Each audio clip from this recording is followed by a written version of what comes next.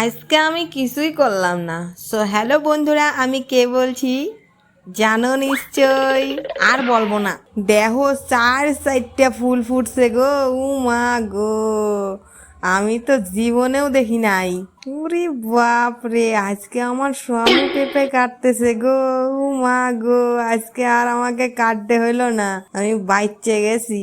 যাই তাড়াতাড়ি বাসনগুলা ধুইয়া ফেলি, কতগুলা বাসন গো, খাই তো দুইজনা আর থালা ধুই সারা রাজ্যের।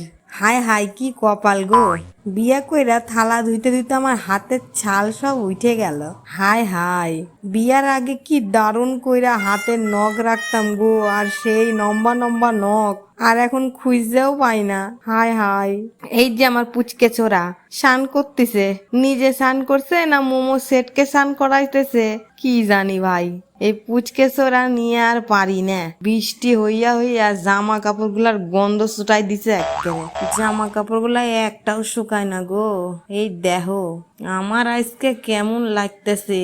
ও মা গো, আমার পুচকে ছোড়া তো বড় হয়ে গেছে গো, একাই স্কুল ড্রেস পরতেছে গো। আমার আর কোনো চিন্তা নাই। আজকে তাহলে এই পর্যন্তই, টাটা।